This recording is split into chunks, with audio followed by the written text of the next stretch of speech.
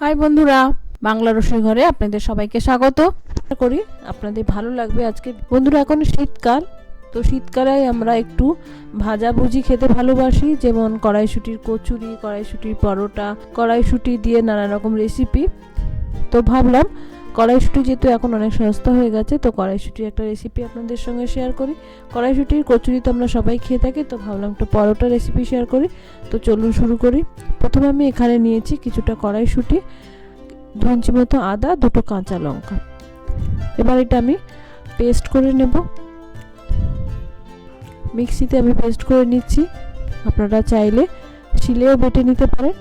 যতটা সম্ভব কম জল দিয়ে বাটলে শুকাতে অনেক কম সময় লাগবে।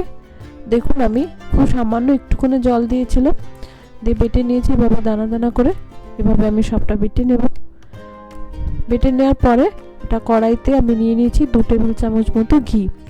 আমি এটা ঘি দিয়েই পুরটা রেডি করব। আপনারা চাইলে সাদা তেল দিয়ে কিন্তু করতে পারেন, বা ঘি সাদা তেল দুটো মিশিয়েও করতে পারেন। তো আমি দিয়ে দিয়েছি একটু গোটা জিরে আর একটু হিং। এবার দিয়ে দিচ্ছি যে কড়াইশুঁটিটা বেটে রেখেছিলাম সেইটা।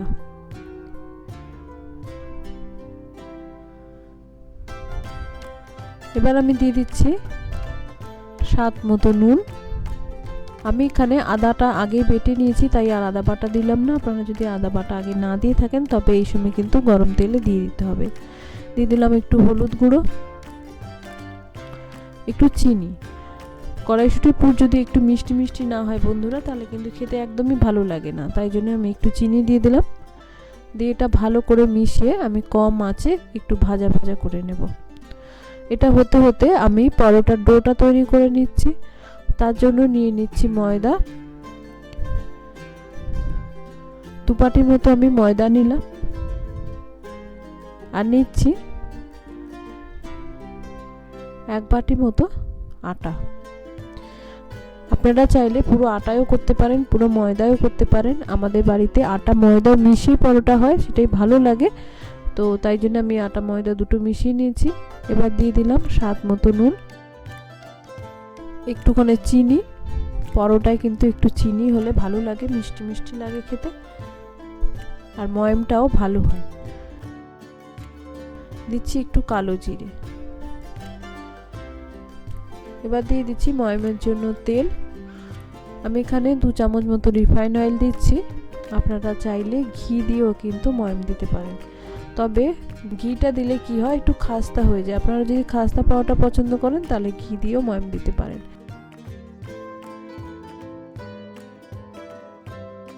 দেখুন আমি ভালো করে তেল, কালো জিরে, নুন, মিষ্টি ভালো করে মিশিয়ে নিয়েছি। খুব বেশি করে মাখার কিন্তু দরকার নেই, তাহলে বেশি খাস্তা হয়ে যাবে। এবার আমি কুসুম গরম জল দিয়ে ময়দাটা মেখে নেব। কুসুম গরম জল দিলে কি হবে, ময়দাটা খুব সফট মাখা হবে আর পরোটাটা একটু নরম হবে। আমরা যেহেতু নরম পছন্দ করি, তাই একটু হালকা গরম জল দিয়ে মেখে নিচ্ছি। দেখুন মাখা হয়ে গেছে ভালো করে। এবার এটা আমি আধ ঘন্টা মতো রেখে দেব।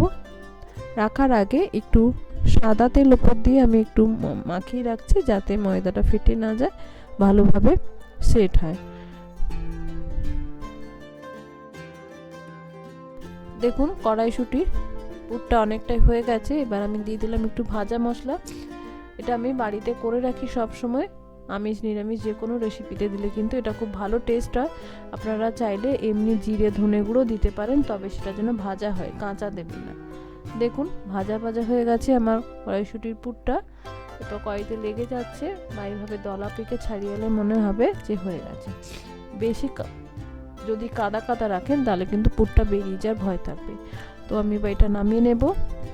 এর থেকে বেশি করা কিন্তু আর দরকার নেই, ঠান্ডা হলে আরোই ঝুড়ো হয়ে যাবে। দেখুন এদিকে ময়দাটা সেট হয়ে গেছে। এবার এখান থেকে আমি লেচি কেটে নেব। আমরা যেভাবে পরোটার লেচি কাটি সেভাবেই কেটে নেব। চাইলে একটু বড়ও করতে পারেন, তবে বেশি বড় করলে মোটা হয়ে যাবে পরোটা। এবার পরোটা সব লেচি কেটে নিয়েছি। এবার হাতের সাহায্যে একটু আঙুল দিয়ে এভাবে আমি বাটি মতো করে নেব, যাতে পুরটা ভরতে সুবিধে হয়। যেরকম আমরা কচুরি করার জন্য পুর ভরি, সেভাবেই আমি পুরটা ভরে নেব। তবে এটা যেহেতু পরোটা, পুরটা কিন্তু একটু বেশি লাগবে, কারণ পরোটাটা যেহেতু বড় হবে, সেহেতু যদি এটা পুর কম হয় তাহলে কিন্তু খেতে ভালো লাগবে না। এভাবে আমি পাউডারটা মুখটা বন্ধ করে নিলাম পুর দিয়ে, এভাবে সবকটা করে নেব। এবার এটা বেলে নেব, খুব হালকা হাতে চাপ দিয়ে আমি একটু আটা দিয়ে বেলে নিচ্ছি। আপনারা চাইলে কিন্তু তেল দিয়েও বেলতে পারেন, আমার আটা দিয়ে বেলতে সুবিধে হয় বলে আমি আটা দিয়ে বেলছি। খুব সাবধানে কিন্তু এটা বেলতে হবে, নর্মাল পরোটার মতো বেললে কিন্তু সহজে বেরিয়ে যাবে। দেখুন বেলে নিয়েছি, বড় করেই বেলেছি আমি একটু, নালে কিন্তু কাঁচা কাঁচা লাগতে পারে আমার মনে হয়।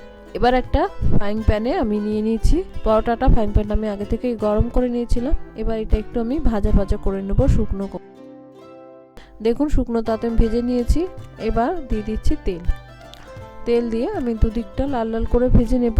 আপনারা যদি মনে করেন যে তেল না দিয়ে ঘি দেবেন তাহলেও কিন্তু দিতে পারেন, ভালো লাগবে খেতে। তবে পরোটাটা আগে ভেজে নিলে কম তেল ঘি লাগে। দেখুন দুদিকটাই ভালো করে ভেজে ভেজে নিয়েছি লাল লাল সুন্দর। দেখুন কড়াইশুঁটিগুলো কিন্তু দেখা যাচ্ছে সবুজ সবুজ, কারণ পুর আমি ভালোই দিয়েছি। তো বন্ধুরা রেডি আমার কড়াইশুঁটির পরোটা। দেখুন কি সুন্দর দেখতে হয়েছে, সবুজ সবুজ, আর খেতে কিন্তু বন্ধুরা দারুণ হয়েছিল। বাড়িতে গেস্ট এসেছিল বলে আমি একটা পনিরের রেসিপি করেছিলাম, পনির নবরত্ন, তো সেটা দিয়েই সার্ভ করেছি। আশা করি আপনাদেরও ভালো লাগবে। শুধুই খেতে পারেন, আচার দিয়ে খেতে পারেন, রায়তা দিয়ে খেতে পারেন, সব কিছুর সঙ্গেই কিন্তু এটা ভালো লাগবে। তো বন্ধুরা আশা করি আপনাদের ভালো লাগলো অবশ্যই এই শীতে একবার করবেন। নমস্কার, ধন্যবাদ।